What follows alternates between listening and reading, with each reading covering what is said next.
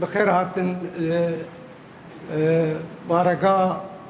من الاتيا هريما كردستانية أنجمنا الاجتماعي كردي.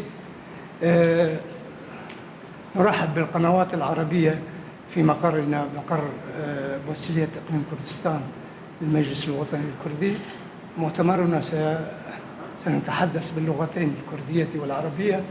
أنا سأتكلم الكردية، بعدها زميلي الأستاذ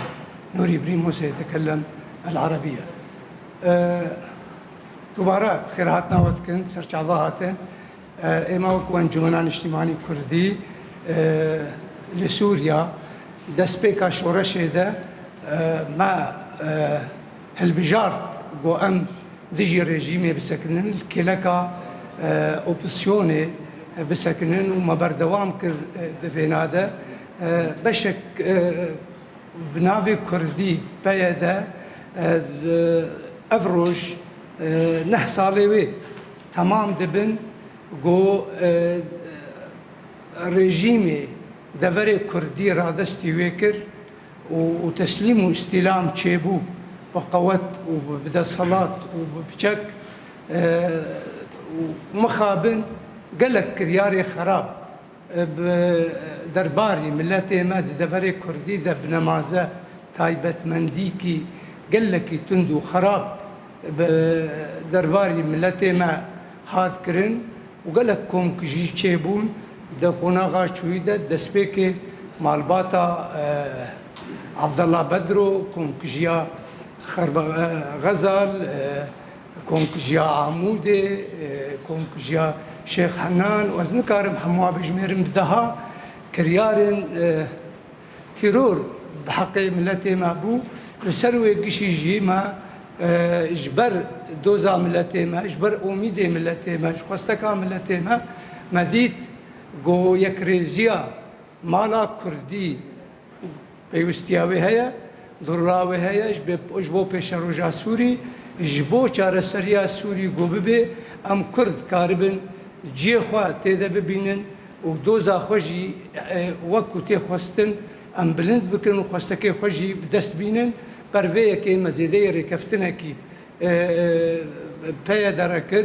هولير يك وهولير ددو ودهوك وبسرپرشتيا جناب سروك وهنا كيدين وكو برز ليلى زانا وكا برز عثمان بايدمر ما كرن مخابن تشتك بجينب وهر او كريارانا نراوستيان وهر وقت يجي بحمو شوي بحمو دافي اي كاريبو تشتيقو كاريبو بكي چاوا و د صلاتیا خپل سر خلکې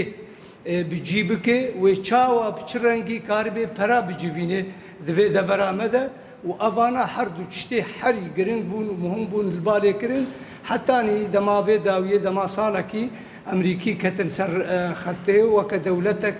جورا وخدي رول وخدي هيز وقوات وكاري دنيا حموي بين سر هالوسطا خواكرا جرانتور جبوي كريزيا مالا كردي وامتدا مشيان دمك باش سرقو قالك تشتين دوي قناغه دسبيكا ويدجي سرقو امتزانن ميزا ديالوكي ميزا گفتگوي وقت دو آلي رونن گرك حمو تشتي خوا حمو بروبلمي خوا راوستينن وبهرن حتاني انجامي ديالوكي بداوي بي مخابن تشتكي وها نكرن هر وقت يجي حمو ارمان جيوان جبو ملتي كرد چاوا برچي بي چاوا درب بي وهفقاس خلقي ما دركتن جدفر اخوا بشي حري مزن جبو كرياري في دا صلاتا قبناوي كرديتي دا صلات كر سر ملتي ما إذا دما في داوية دما خابن زيدي جاركي تشتن تندو خراب هات سر پیش مرگاج آلیه سروکي شاندا پیاده و پیانکي پارتين درب آلیه ويدا والسر پیش مرگا والسر موزيم كردا والسر انجمنان اجتماعي كردي جارك دي امريكا خديت بربرس ولقل سروک سرکردن قصد برز مظلوم کوبانه خودیدن گرانتور و بلگاک ضماناتا بلگاک گارانتی دانین او چتی بودت قناغا چویده نما چه دبن مخابن پشتی وینا هینا حبرا وی بلگه زوانه ببو رحمتي رحمة خذي ليبي أمين عيسى أمين اسكنجا ذبن اسكنجا ذا جيانا خوش دستا شهيد شو بحمو شوي جو براستيجي يعني جار ناجي مرود بيجي قالوا أف ريجيمين شونا أفيجو خلكي وملتي وانما قريب قبول بكي أفانا بوه هزنا بوه قوتنا بفيتون دي تعامل بخلقي خو ملتي خوراكر حتى بفيرنجي وباشويجي برادرك شكوباني اسكنجا كرن وتعذيب كرن وحتى آن هاجي بلكي هنا بنت أسيراوي اسكنجا ده إيرو سيشاروش جارك دي إيريشي بردا مالن هناك اندامن انجمنان اجتماعي كردي و بارتين سر آليوي ولاينجريوي وزوربي وانا ايجود دراغ هاندني ده شغلن برنگه كي تيروري بشبني بشبه درباسي مالي وان بو وان داغرتن جالي دجي حتى الآلية خندني دما شويد ويقوناغا جو ديالوج بردوان بو مكتبي خلقي ما قرتن زاروكي ما قد خكرن هرن بخوينن خندنا جو فرمي خندنا جو معترف جاليه دستين دولتي قبول نكرن دبن هنجت ومبررن والله خندنا ريجيمي باشكو انجامي ازمونا دركتن مخابن زوربي سركردن بيدا زاروي وان حموجي و ايجو علامتي بلندجي انين ذوان مكتبات دخندن هجرك هجر راست جبو كردواري وكرديتيه بكن جرك انها افان كساك دعوالي بورين الفي ملتي بكرا دعوالي بورين الفاما مستيجو قرتن وسكنجكرن اجبرجو شماني خندن زماني عربي درساددن جرك انها دعوالي بورين بكن سروان تشتغو حموشوين آنها إلو روج أم دبيجن براستيجي ديارة تو إرادة يك رزيتنا وهر وقت يجي تخوازي ودو وقتك دبي دما آنها داخل كما قناغك برشيبوني وزحمتيه وآف وخوارن وتشتك تنا بيدفيه جياني تننا دبي دما هذا داش بدلاقو حموشي ويكار بكي وقت صلاتك براستي اجبو حق وما في خلكي ويتشاوى بيدفيه جيانش خلكي تأمين بكي وبجيب بكي تي خلكي ما دقري بكي بنت مطرسية دجبو خلق جارك دي دركبن جدبر اخوا وشول درب بن وايجوش درب دجي نما بقر جيخوا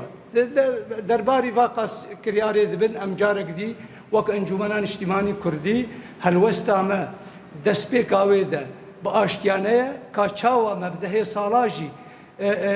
برافانيت برما في ملتي خدا كر دجي ريجيمي وسدماويدا ام كتنا حبس زندان هذا حموت بقرا سياسي كردي ام هنا باورن بوي اشتيانه بوي مسر ميزي بوي چاره سر ببي وك استراتيجية انجمنين اجتماعي كردية ام هنا بابندن ببي شوي بفيري وام چاره سر بكن وام جارك ديجي بحركة سيرجي وهانا جبرفيكي اما ام دبيجن جرك برز مظلوم كوباني دماغ او خلقي ميجو لسرقو قالك خالين هبون مدقوت اي باورينا او خالاناج جبو خاطري يكريزيه وجبو خاطري اميدي خلقي مبتيك نشن ما قلت خمناك تأجيل ببي او سرسريوان حري جرينج حري مهم چارنوسا قرتيان او قرتين هناك جي 10 سال باوان چه بوي هناك 7 سال چه بونه هناك 8 سال چه بونه ونحمو جوان ناس كن وسرسريوان برز سركردي بدا كسي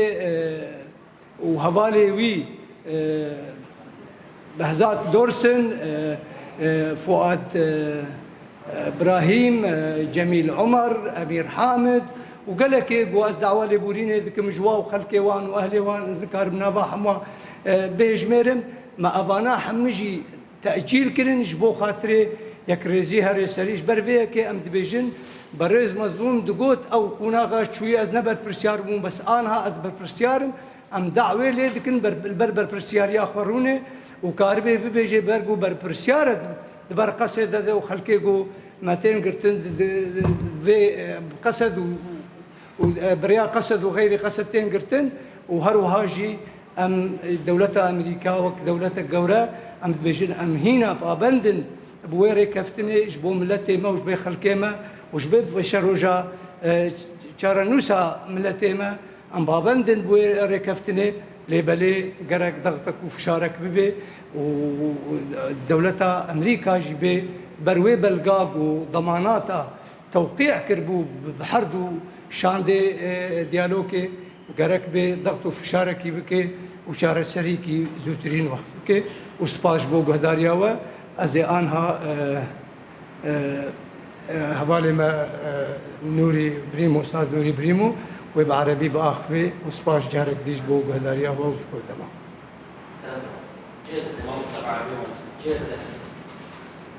ونقشتك بخيراته باسم المجلس الوطني الكردي ومسيرة إقليم كردستان نرحب بوجودكم هنا ومشاركتكم في هذا المؤتمر الصحفي الذي نبتغي منه أن نضع الرأي العام الكردي وأصدقائنا وكافة الجهات الصديقة والمعادية في صورة ما يحدث في كردستان سوريا أو ما يحدث للكرد السوريين من انتهاكات صارخة من قبل مسلحو حزب هيدا. أود أن أذكركم بمقولة لشيخ المعتقلين السوريين المعارض الكبير رياض الترك، حينما خرج من السجن سأله الصحفيون: ما رأيك بعد أن أمضيت 17 عاما في سجون حافظ الأسد، ما رأيك وأنت خرجت من السجن؟ قال: لقد خرجت من سجن صغير إلى سجن كبير، لقد حول الأوغاد بلدنا إلى سجن كبير، إلى معتقل كبير. حقا حزب هيدا منذ أن استلم الحكم في المناطق الكردية من نظام الأسد رويدا حول المناطق الكردية إلى معتقل، إلى حكم للحزب الواحد. لن أطيل، لن أدخل في التفاصيل لأن التفاصيل طويلة، مسلسل انتهاكات حقوق الإنسان في المناطق التي يسيطر عليها مسلحو حزب هيدا مسلسل طويل، ولن ندخل في التفاصيل. لكن ما يحدث مؤخرا مؤشر كبير لأمور أمور ستسيء إلى ترتيب البيت الكردي. من شأنها أن توقف الحوار الكردي قد تؤدي إلى تهجير الناس، قد تؤدي إلى إسكات الرأي الحر. هؤلاء يعتقلون كل من يخالفهم في الرأي. رفاقنا نشطاءنا في الداخل مهددون بالجملة، لن يرحموا ولم يرحموا أحدا. أول البارحة اعتقلوا 4 رفاق، 4 نشطاء إعلاميين مثلكم، لهم تاريخ في المجال الإعلامي، في العمل في المجال الإعلامي، لم يرتكبوا أي جرم جنائي. اعتقلوا لأنهم يتدخلون في الشأن السياسي، لأنهم يعبرون عن رأي الشارع الكردي، لأنهم محسوبون على المعارضة، لأن المجلس الوطني الكردي عضو في المعارضة السورية، عضو في الائتلاف المعارض، لأننا نحن ندفع ثمن معارضتنا للنظام الأسد. أتباع نظام الأسد يعتقلوننا يومياً، يقطع الأكسجين عن نشطائنا في الداخل. نحن مجبورون أن نعلن موقفنا، أن نرفع صوتنا لكل أصدقائنا، في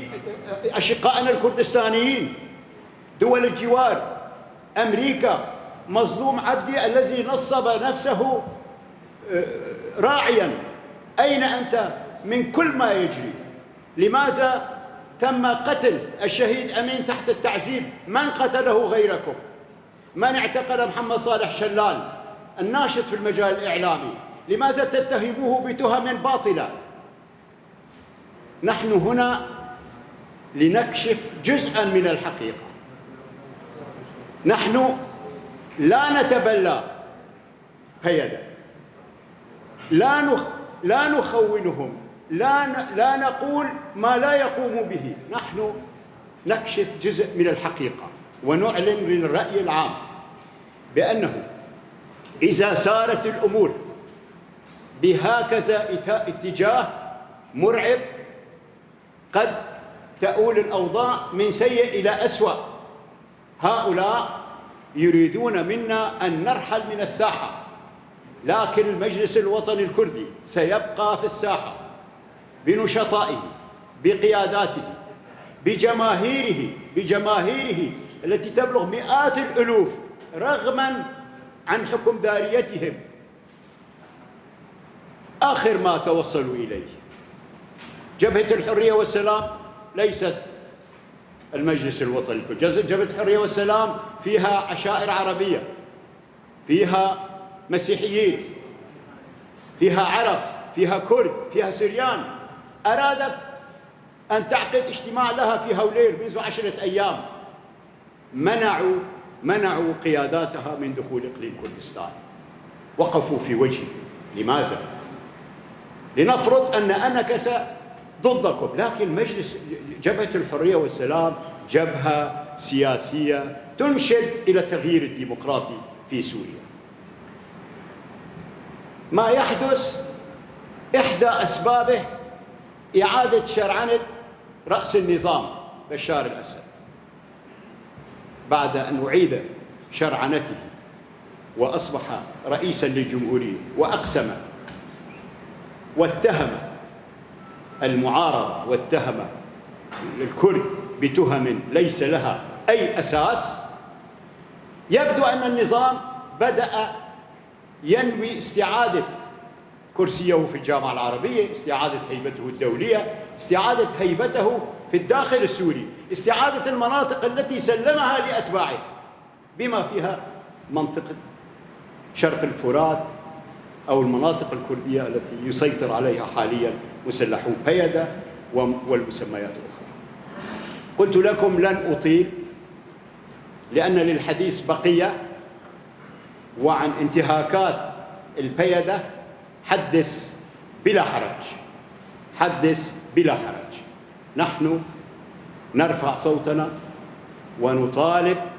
بالضغط على هؤلاء أو هذه الطغمة لتوقف هكذا انتهاكات تنافي أبسط حقوق الإنسان. مرة أخرى نرحب بكم.